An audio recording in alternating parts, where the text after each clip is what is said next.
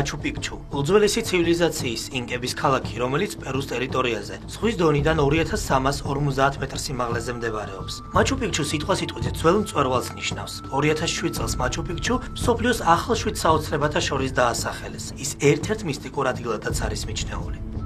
ქალაქის მშენებლობა ინკებმა დაახლოებით 1400 წელს დაიწყეს. არქეოლოგთა უმრავლესობა კი დარწმუნებულია, რომ მაჩუ-პიქჩუ აშენდა როგორც ინკების იმპერატორ პაჩაკუტის მამული. ეგრეთ წოდებული იდუმალი ქალაქი 140 შენობისგან შედგებოდა, რომელთა შორის იყო ტაძრები, პარკები და რეზიდენციები. კომპლექსში ერთმანეთს უკავშირდებოდა წყლისა და სადრენაჟო სისტემის არხები, რომელიც კლდეში იყო ნაკვეთი, ამიტომ წყალი თითოეულ სახლს მიეწოდებოდა.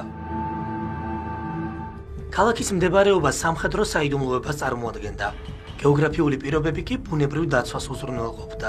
არქეოლოგიური მონაცემების თანახმად მაჩუ-პიქჩუს ურბანული ნაწილი 3 დიდ რაიონად იყოფოდა: წმინდა უბანი, სამოსახლო უბანი, ქურუმთა და დიდებულთა უბანი. წმინდა ზონაში განლაგებული იყო ინტიხუატანა, ქვა, რომელთანაც რელიგიურ რიტუალებს ატარებდნენ. მზის ტაძარი და სამფანჯრიანი ოთახი. სამივე ინტის, ანუ ინკების მზის ღმერთსა და უზენაეს ღვთაებას ეძღვნებოდა. სამოსახლო უბანში დაბალი კლასის ხალხი ცხოვრობდა. სამეფო უბანში კი დიდებულთა სახლები ფერდობზე მწკრივებად იყო განლაგებული. საყარაულო შენობის ფუნქციას სამკედლიანი ნაგებობა ასრულებდა, რომლის ერთი ყველაზე გრძელი კედელი საცერემონიო ტერასას უერთდებოდა. ინკების ქალაქში შენობების ნაწილი სწორედ სამკედლიანი იყო. ამ არქიტექტურულ სტილს კი ვაირონას უწოდებდნენ. მაჩუ-პიქჩუმდე ინკებს გზები ჰქონდათ გაყვანილი, რაც დიდი საგზაო სისტემის ნაწილი იყო. ქალაქის ცენტრში უამრავი გზაჯვარედინი იმდენად სრულყოფილია, რომ ქვაფენილებს შორის ბალახიც კი არასდროს ამოსულა. თუ როგორ გადაადგილებდნენ ინკები უზარმაზარი ქვის ბლოკებს, დღემდე საიდუმლოდ რჩება. თუმცა ეჭვგარეშეა, რომ აღმართზე ამ ქვების ასატანად ათასობით ადამიანი მუშაობდა. ზოგიერთ ქვას კი დღემდე სახელურიც კი აქვს შერჩენილი. ინკების ქალაქის კედლების მონახაზი ისეთ დეტალებს შეიცავს, რომელიც კომპლექსს მიწისძვრის დროს დანგრევისგან იცავდა. კარები და ფანჯრები ტრაპეციის ფორმისაა და თან დახრილია. კუთხეები კი ძირითადად მომრგვალებულია. ისტორიკოსების მტკიცებით ინკებმა კომპლექსი 1572 წელს მიატოვეს, თუმცა ამის ზუსტი მიზეზი დღემდე უცნობია. მეცნიერთა ერთი ნაწილი ვარაუდობს, რომ მოსახლეობა ყვავილის ეპიდემიამ გაანადგურა. ერთ-ერთი ვერსიით კი მაჩუ-პიქჩუს რამდენიმე ათასი მაცხოვრებელი სხვა ტერიტორიაზე გადასახლდა.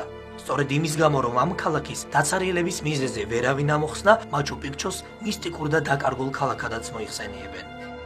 კიდევ ერთი დეტალი, რის ახსნასაც მეცნიერები დღემდე ცდილობენ, ის არის, რომ ქალაქი ესპანელ დამპყრობლებს სასწავლებრივად გადაავრჩა. არადა სამხრეთ ამერიკის სხვა ტერიტორიაზე მე-16 საუკუნეში კონკისტადორებმა უძველეს ცივილიზაციათა წმინდა ადგილები გაანადგურეს. მაჩუ-პიქჩუს სარიტუალო ნაგებობები კი ხელუხლებელია. არქეოლოგების ნაწილმა ამ ფაქტს ასეთი ახსნა მოუძებნა. მიუხედავად იმისა, რომ მაჩუ-პიქჩუ ინკების დედაქალაქ კუსკოსგან მხოლოდ 80 კილომეტრითაა დაცილებული, ესპანელმა დამპყრობლებმა მისი პოვნა ვერ შეძლეს, რადგან ეს ქალაქი ჯუნგლებითაა გარშემორტყმული.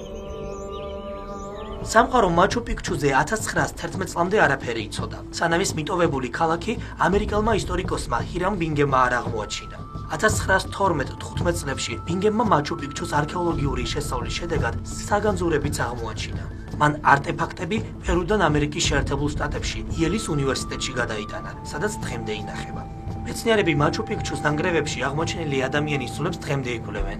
საინტერესოა ის ფაქტი, რომ კვლევის შედეგები დღემდე უამრავ კითხვას ბადებს, რადგან არსებული მონაცემებით მაჩუ-პიქჩუს მოსახლეობის უდიდეს ნაწილს მხოლოდ ქალები შეადგენდნენ.